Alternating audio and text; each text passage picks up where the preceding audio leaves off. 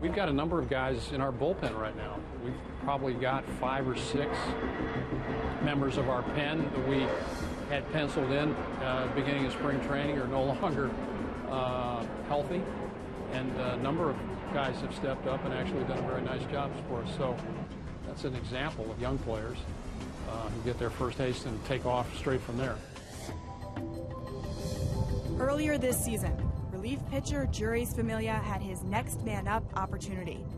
When last year's closer Henry Mejia was given an 80-game suspension for PED use, Familia became the 9th inning go-to man on constant alert.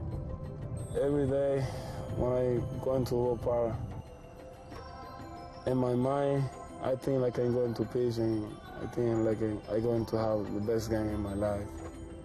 You never know what's gonna happen in the game. So every morning when I wake up in the morning, in my mind I think I'm going to pitch, going to do the best I can, and you gotta be ready. Pressure situations are nothing new for the 25-year-old reliever who struggled through a tough upbringing as a child. My life, growing in Dominican Republic with my parents and my sister and my brother, it's a little hard because the job my father have, he don't make a lot of money, so it's a little tough. That motivate me and my sister and my brother. Like, we gotta do something, you know. That motivated me to play baseball and trying to help my family. When I came here my first time, for me was a little tough because I can't speak English. It's the first time I was away from my father, and then came here. Like I said, start a new life. It was a little tough. While getting acclimated to foreign territory off the field, Familia also had to find a role in the Mets bullpen. And after becoming the 8th inning setup man last year, Familia was thrust into the closer's role after Mejia's suspension in April. It was Mejia's job to lose in spring training because of his performance last year, but I think that, given the way Familia had pitched last year, we were all confident that that was a role that he could fill.